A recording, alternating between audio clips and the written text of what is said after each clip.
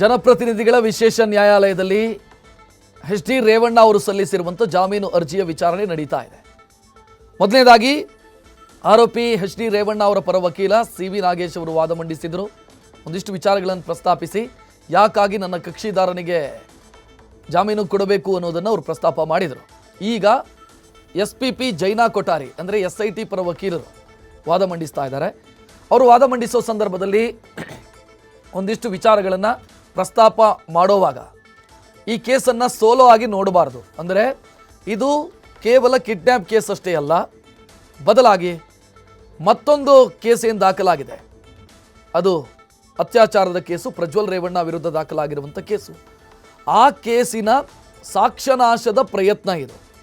So ಆ ರೀತಿ ಈ ಕೇಸನ್ನು ನಾವು ಕನ್ಸಿಡರ್ ಮಾಡಬೇಕಾಗತ್ತೆ ಅನ್ನೋ ವಾದವನ್ನು ಆರಂಭದಲ್ಲೇ ಮಂಡಿಸಿದ ಬಳಿಕ ಆ ನಂತರ ಈ ಕೇಸಿಗೆ ಸಂಬಂಧಿಸಿದಂತೆ ಇನ್ನೊಂದು ಮಾಹಿತಿಯನ್ನು ಕೊಟ್ಟರು. ಅಂದರೆ ಇಲ್ಲಿ ರೇವಣ್ಣ ಅವರಿಂದ ಕಿಡ್ನ್ಯಾಪ್ಗೊಳಗಾಗಿದ್ದಾರೆ ಅಂತ ಆರೋಪ ಇರುವಂಥ ಮಹಿಳೆ, ಆ ಮಹಿಳೆಯನ್ನು ರಕ್ಷಿಸಿದ ನಂತರ ಅವರ 161 CRPC ಸೆಕ್ಷನ್ 161 ಅಡಿಯಲ್ಲಿ ಅವರ ಹೇಳಿಕೆಯನ್ನು ದಾಖಲಿಸಿಕೊಳ್ಳಲಾಗಿದೆ. ಆ ಹೇಳಿಕೆಯ ಪ್ರಕಾರ ಅವರನ್ನು ತೋಟದ ಮನೆಯಲ್ಲಿ ಇರಿಸಲಾಗಿತ್ತು. ಒಂದು. ಎರಡನೇದು, ಅವರ ಹೇಳಿಕೆಯ ಪ್ರಕಾರ ಅವರ ಮೇಲೆ ಈ ಅರ್ಜಿದಾರರು, ಅಂದರೆ ಅರ್ಜಿದಾರರು ಅಂತಂದರೆ ಇಲ್ಲಿ ರೇವಣ್ಣ ಅವರ ಪುತ್ರ ಪ್ರಜ್ವಲ್ ರೇವಣ್ಣ ಅವರ ಮೇಲೆ ಕಿರುಕುಳವನ್ನು ಕೊಟ್ಟಿದ್ದಾರೆ. ಸೊ ಆ ಕಾರಣಕ್ಕಾಗಿ ದೌರ್ಜನ್ಯ ಅನ್ನೋದು ಶಬ್ದ ಬಳಕೆ ಆಗಿದೆ. ಸೊ ದೌರ್ಜನ್ಯ ಆಗಿದೆ. ಆ ಕಾರಣಕ್ಕಾಗಿ ಆ ಮಹಿಳೆ 161ನಲ್ಲಿ CRPC 161ನ ಸ್ಟೇಟ್ಮೆಂಟ್ ಏನು ಪೊಲೀಸರ ಮುಂದೆ ದಾಖಲಿಸಿದ್ದಾರೆ, ಅದರಲ್ಲಿ ಅವರು ಪ್ರಜ್ವಲ್ ರೇವಣ್ಣ ವಿರುದ್ಧ ಕಂಪ್ಲೇಂಟ್ ಕೊಟ್ಟಿದ್ದಾರೆ. ಅಂದರೆ ಈ ಕಿಡ್ನ್ಯಾಪಿಗೊಳಗಾದಂಥ ಮಹಿಳೆ ಪ್ರಜ್ವಲ್ ರೇವಣ್ಣ ವಿರುದ್ಧ ಆ ನಂತರ ರಕ್ಷಣೆಗೊಳಗಾದ ನಂತರ ಕಂಪ್ಲೇಂಟ್ ಕೊಟ್ಟಿದ್ದಾರೆ. ಸೊ ಆ ಕಾರಣಕ್ಕಾಗಿ ಇದು ತುಂಬ ಸೀರಿಯಸ್ ಆದಂಥ ಟರ್ನನ್ನು ಪಡ್ಕೊಂಡಿದೆ ಅಂತ ಜೈನಾ ಕೊಠಾರಿ ಅವರು ತಮ್ಮ ವಾದದ ಸಂದರ್ಭದಲ್ಲಿ ಸ್ಪಷ್ಟವಾಗಿ ಹೇಳ್ತಾರೆ. ಜೊತೆಗೆ ಆಗಲೇ ಸಿ.ವಿ. ನಾಗೇಶ್ ಅವರು ಮಾತನಾಡೋ ಅಥವಾ ವಾದ ಮಂಡಿಸುವ ಸಂದರ್ಭದಲ್ಲಿ ಒಂದು ವಿಚಾರ ಪ್ರಸ್ತಾಪ ಮಾಡಿದರು. ಈ ಕೇಸಲ್ಲಿ ಯಾಕೆ 364A ಬರಲ್ಲ ಮತ್ತು 365 ಬರಲ್ಲ ಅನ್ನೋದನ್ನು ಹೇಳಿದರು. ನಾನ್ bailable section for kidnap. So ಇದು ಯಾಕೆ ಬರಲ್ಲ ಅನ್ನೋದನ್ನು ಅವರು ಹೇಳಿದರು. ಯಾಕೆ ಬರುತ್ತೆ ಅನ್ನೋ ಕೌಂಟರ್ ಆರ್ಗ್ಯುಮೆಂಟನ್ನು ಜೈನಾ ಕೊಠಾರಿ ಅವರು ನ್ಯಾಯಪೀಠದ ಮುಂದೆ ಮಾಡ್ತಾ ಇದ್ದಾರೆ. ಸೊ ಇಲ್ಲಿ ಅವರನ್ನು ಕೂಡಿ ಹಾಕಲಾಯಿತು, ಫಾರಂ ಹೌಸ್ನಲ್ಲಿ ಅವರನ್ನು ಕೂಡಿ ಹಾಕಲಾಗಿತ್ತು. ಇದು ಮಹಿಳೆಯೇ ಕೊಟ್ಟಿರುವಂಥ ಸ್ಟೇಟ್ಮೆಂಟ್ ಆಗಿರೋದ್ರಿಂದ 365 ಅಡಿಯಲ್ಲಿ ಕೇಸು ದಾಖಲಾಗಿರೋದಕ್ಕೆ ಅದು ಒಂದೇ ಸಾಕು, ಆ ಹೇಳಿಕೆಯೊಂದೇ ಸಾಕಾಗತ್ತೆ. ಮತ್ತು 364A ಯಾಕೆ ಅಟ್ರಾಕ್ಟ್ ಆಗುತ್ತೆ ಅಂತಂದರೆ ಮಹಿಳೆಯನ್ನು ಆಕೆಯ ಇಚ್ಛೆಗೆ ವಿರುದ್ಧವಾಗಿ ಆಕೆಯನ್ನು ಕೂಡಿ ಹಾಕಿರುವಂಥ ಆರೋಪ ಇಲ್ಲಿ ಇರೋದ್ರಿಂದ 364A ಅಟ್ರಾಕ್ಟ್ ಆಗುತ್ತೆ ಇಲ್ಲಿ. ಸೊ FIR ಅಲ್ಲಿ ಲೋಪ ಆಗಿಲ್ಲ ಅನ್ನೋದು SIT ಪರ ವಕೀಲರು ಸ್ಪಷ್ಟಪಡಿಸ್ತಾ ಇರೋದು ನ್ಯಾಯಪೀಠದ ಮುಂದೆ. ಇದು ಯಾಕೆ ಪ್ರಸ್ತಾಪ ಆಗುತ್ತೆ ಅಂತಂದರೆ ಆರೋಪಿ ಪರ ವಕೀಲರು ವಾದ ಮಂಡಿಸೋ ಸಂದರ್ಭದಲ್ಲಿ ಇಲ್ಲಿ 364A ಮತ್ತು 365 ಏನು FIR ಅಲ್ಲಿ ಉಲ್ಲೇಖಿಸಿದ್ದಾರೆ ಅದು ಇಲ್ಲಿ ಬರಲ್ಲ ಅನ್ನೋದು ಅವರ ವಾದ ಆಗಿತ್ತು. ಅದಕ್ಕೆ ಕೌಂಟರ್ ಆರ್ಗ್ಯುಮೆಂಟ್ ಜೈನಾ ಕೊಠಾರಿ ಅವರಿಂದ ಈಗ ಆಗ್ತಾ ಇರೋದು, ಯಾಕೆ ಆ ಸೆಕ್ಷನ್ನು ಇಲ್ಲಿ ರಿಲೆವೆಂಟ್ ಆಗುತ್ತೆ ಅನ್ನೋದು ಇವರ ಕೌಂಟರ್ ಆರ್ಗ್ಯುಮೆಂಟ್ ಆಗ್ತಾ ಇರೋದು. ಇದೇ ವಿಚಾರಣೆಯ ಸಂದರ್ಭದಲ್ಲಿ ನ್ಯಾಯಾಧೀಶರು ಒಂದು ಮಾತನ್ನು ಕೇಳಿದ್ದಾರೆ SIT ಪರ ವಕೀಲರು, ನಿಮ್ಗೆ ಎಷ್ಟು ಹೊತ್ತು ಬೇಕು ವಾದ ಮಂಡಿಸೋದಕ್ಕೆ ಅಂತ. ಈ ವೇಳೆ ಜೈನಾ ಕೊಠಾರಿ ಅವರು ಇಲ್ಲ, ನಾನು ಆದಷ್ಟು ಶೀಘ್ರ ಮುಗಿಸ್ತೀನಿ ಇದನ್ನು ಅನ್ನೋದನ್ನು ಅವರು ಹೇಳ್ಕೊಂಡಿದ್ದಾರೆ. ಆದಷ್ಟು ಶೀಘ್ರ ಮುಗಿಸ್ತೀನಿ, 1 ಸೆಕೆಂಡು ಕೂಡ ವ್ಯರ್ಥ ಮಾಡದೆ ಸಬ್ಮಿಷನ್ ಮಾಡ್ತೀನಿ ಅಂತ ಅವರು ಸ್ಪಷ್ಟವಾಗಿ ಹೇಳಿದ್ದಾರೆ. ನಾನು 1 ಸೆಕೆಂಡು ಕೂಡ ವ್ಯರ್ಥ ಮಾಡಲ್ಲ, ಸಬ್ಮಿಷನ್ ಮಾಡ್ತೀನಿ ಅಂತ ಹೇಳಿದ್ದಾರೆ. ಜೊತೆಗೆ 364A ಬಗ್ಗೆಯೂ ಕೂಡ ಜೈನಾ ಕೊಠಾರಿಯವರು ವಿವರಣೆಯನ್ನು ಕೊಟ್ಟಿದ್ದಾರೆ. ಇಲ್ಲಿ ಸಂತ್ರಸ್ತ ಮಹಿಳೆಯನ್ನು ಅಥವಾ ಕಿಡ್ನ್ಯಾಪ್ಗೊಳಗಾದಂಥ ಮಹಿಳೆಯನ್ನು ಕೂಡಿ ಹಾಕಲಾಗಿದೆ. 364A ಹಾಕೋದಕ್ಕೆ ಆ ಒಂದು ಆರೋಪವೇ ಸಾಕಿದೆ. ಇನ್ನು 365 ಹಾಕಿದ್ದಕ್ಕೂ ಕೂಡ ಕಾರಣಗಳು ಏನು ಅನ್ನೋದನ್ನು, ಜೊತೆಗೆ ಕೊಠಾರಿಯವರು ವಾದ ಮಂಡಿಸೋ ಸಂದರ್ಭದಲ್ಲಿ ಒಂದು ತೆಲಂಗಾಣದ ಹೈಕೋರ್ಟ್ ಆದೇಶವನ್ನು ಕೂಡ ಕೋಟ್ ಮಾಡ್ತಾ ಇದ್ದಾರೆ. ಇಲ್ಲಿ ತೆಲಂಗಾಣದ ಹೈಕೋರ್ಟ್ನ ಆದೇಶವೊಂದನ್ನು ಅವರು ಇಲ್ಲಿ ಉಲ್ಲೇಖಿಸ್ತಾ ಇದ್ದಾರೆ. ಸೊ ಈ ಕೇಸಿಗೆ ಅದು ರಿಲೆವೆಂಟ್ ಆಗಿರೋದ್ರಿಂದ ಅದನ್ನು ಉಲ್ಲೇಖಿಸಿ ಅವರು ವಾದ ಮಂಡಿಸ್ತಾ ಇದ್ದಾರೆ. ಒಟ್ಟಿನಲ್ಲಿ 2 ರೀತಿಯ ವಾದ ಮತ್ತು ಪ್ರತಿವಾದ ಈಗ ಆಗ್ತಾ ಇದೆ. ವಾದವನ್ನು ಮಂಡಿಸಿದ್ದಾರೆ ಕಕ್ಷಿದಾರರು ಅಥವಾ ಆರೋಪಿ ಪರ ವಕೀಲರಾದಂಥ ಸಿ.ವಿ. ನಾಗೇಶ್ ಅವರ ವಾದ ಮಂಡನೆಯ ಸಂದರ್ಭದಲ್ಲಿ ಒಂದು ಪ್ರಮುಖವಾದಂಥ ವಿಚಾರ ಪ್ರಸ್ತಾಪ ಆಯಿತು. ಇದು ಕಿಡ್ನ್ಯಾಪ್ ಕೇಸ್ ಅಲ್ಲ, ಬದಲಾಗಿ ಆ ಮಹಿಳೆ ಹೋಗಿದ್ದಾರೆ ಅನ್ನೋದಷ್ಟೇ, ಅವರು ಬೈಕಲ್ಲಿ ಹೋಗಿದ್ದಾರೆ ಮತ್ತು ಈ ಕೇಸ್ನಲ್ಲಿ ರಾಜಕೀಯ ಇದೆ ಅಥವಾ ರಾಜಕೀಯ ದುರುದ್ದೇಶ ಇದೆ, ರಾಜಕೀಯ ದುರುದ್ದೇಶದಿಂದಲೇ ಈ ಕೇಸ್ ಆಗಿದೆ ಅನ್ನೋದು ಸಿ ವಿ ನಾಗೇಶ್ ಅವರ ವಾದ ಆಗಿತ್ತು.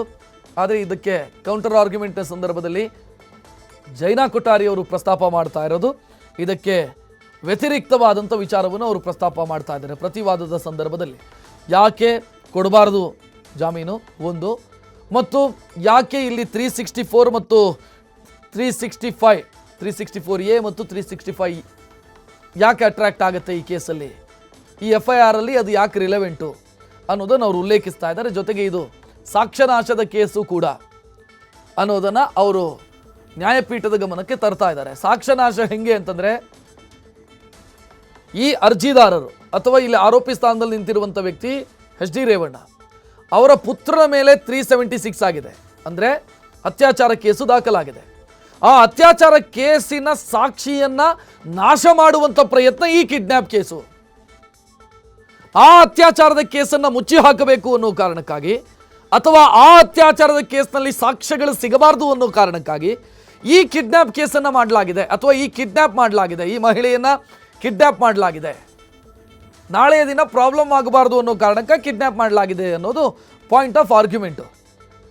ಸೊ ಆ ಕಾರಣಕ್ಕಾಗಿ ಇಲ್ಲಿ ಬೇಲ್ಸ್ ಕೊಡಬಾರ್ದು ಅನ್ನೋ ವಾದ SIT ಪರ ವಕೀಲರದು.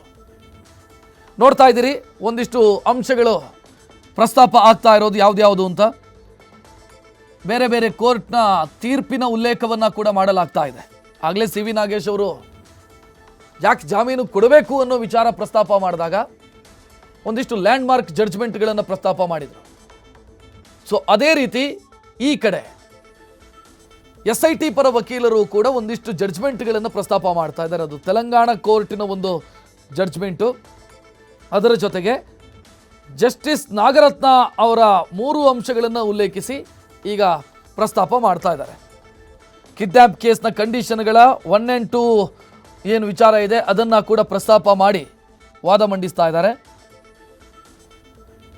ಇನ್ನು ತೆಲಂಗಾಣ ಹೈಕೋರ್ಟ್ನ ವಾದವನ್ನು ಮಾಡಿದಂಥ ಸಂದರ್ಭದಲ್ಲಿ, ಸುಪ್ರೀಂ ಕೋರ್ಟ್ ಆದೇಶವನ್ನು ಪ್ರಸ್ತಾಪ ಮಾಡಿದಂಥ ಸಂದರ್ಭದಲ್ಲಿ ಸಿ ವಿ ನಾಗೇಶ್ ಅವರು ಆಕ್ಷೇಪ ವ್ಯಕ್ತಪಡಿಸಿದ್ರು, ಅದು ಓವರ್ರೋಲ್ಡ್ ಆಗಿದೆ ಆ ಆದೇಶ ಅನ್ನೋದನ್ನು ಕೂಡ ನ್ಯಾಯಪೀಠದ ಗಮನಕ್ಕೆ ತಂದರು. ಒಟ್ಟಲ್ಲಿ ಇಲ್ಲಿ ಇಬ್ಬರೂ ಪ್ರಮುಖ ಲಾಯರ್ಸು, ಸಿ ವಿ ನಾಗೇಶ್ ಅವರಂತೂ ಅತ್ಯಂತ ಪ್ರಸಿದ್ಧ ಮತ್ತು ಹಿರಿಯ ವಕೀಲರು. ಅವರ ಹಾಕ್ತಾ ಇರುವಂಥ ಕಾನೂನಿನ ಪಟ್ಟುಗಳು ಅಥವಾ ಅವರು ಪ್ರಸ್ತಾಪ ಮಾಡ್ತಾ ಇರುವಂಥ ಕಾನೂನಿನ ಅಂಶಗಳು ಅದನ್ನು ಈ ಕಡೆ ಜೈನಾ ಕೊಠಾರಿಯವರು ಕೌಂಟರ್ ಮಾಡ್ತಾ ಇದ್ದಾರೆ. ಅಂತಿಮವಾಗಿ ಈಗ ಪ್ರಶ್ನೆ ಇರೋದಿಷ್ಟೇ, ಕುತೂಹಲ ಇರೋದಿಷ್ಟೇ, ರೇವಣ್ಣ ಅವರಿಗೆ ಜಾಮೀನು ಸಿಗತ್ತಾ ಅಥವಾ ಅವರ ಸಂಕಷ್ಟ ಮುಂದುವರಿಯುತ್ತಾ ಅನ್ನೋದು. ಒಂದು ವೇಳೆ ಇಲ್ಲಿ ಜಾಮೀನು ರಿಜೆಕ್ಟ್ ಆಯಿತು ಅಂತಾದರೆ ಹೈಯರ್ ಕೋರ್ಟಿಗೆ ಹೋಗೋದಕ್ಕೆ ಅವಕಾಶ ಇದೆ.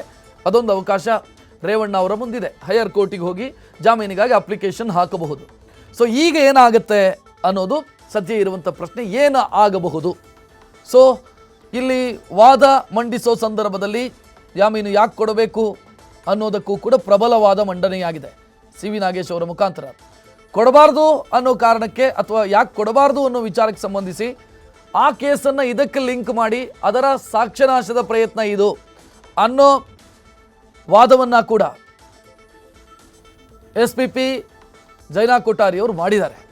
ಸೊ ಇದನ್ನು ಪರಿಗಣಿಸಿ ಯಾವುದು ಹೆಚ್ಚು ಪ್ರಸ್ತುತ ಅಂತ ಪರಿಗಣಿಸಿ ಜಾಮೀನು ಅರ್ಜಿಗೆ ಸಂಬಂಧಿಸಿದಂತೆ ಆದೇಶ ಬರುವುದಕ್ಕಿದೆ. ಸೊ ಅದು ಈಗ ಕುತೂಹಲಕ್ಕೆ ಕಾರಣ ಆಗಿರೋದು.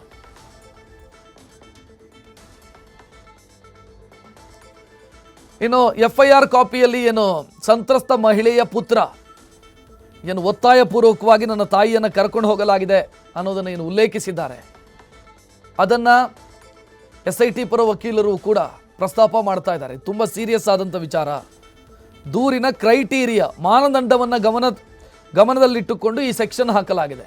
ಅಂದರೆ 364A ಯಾಕೆ ಹಾಕಿದ್ರಿ, 365 ಯಾಕೆ ಹಾಕಿದ್ರಿ ಅನ್ನೋ ಪ್ರಶ್ನೆಯನ್ನು ಸಿ ವಿ ನಾಗೇಶ್ ಅವರು ಪ್ರಸ್ತಾಪ ಮಾಡಿದ ಕಾರಣಕ್ಕಾಗಿ ಅಥವಾ ಆರೋಪಿ ಪರ ವಕೀಲರು ಪ್ರಸ್ತಾಪ ಮಾಡಿದಂಥ ವಿಚಾರಕ್ಕೆ ಸಂಬಂಧಿಸಿದಂತೆ ಈಗ ಅದಕ್ಕೆ ಯಾಕೆ ಹಾಕಲಾಗಿದೆ ಅನ್ನೋದಕ್ಕೆ ಕನ್ವಿನ್ಸಿಂಗ್ ಆದಂಥ ಕಾರಣಗಳನ್ನು ಈ ಕಡೆ SIT ಪರ ವಕೀಲರು ಕೊಡ್ತಾ ಇದ್ದಾರೆ.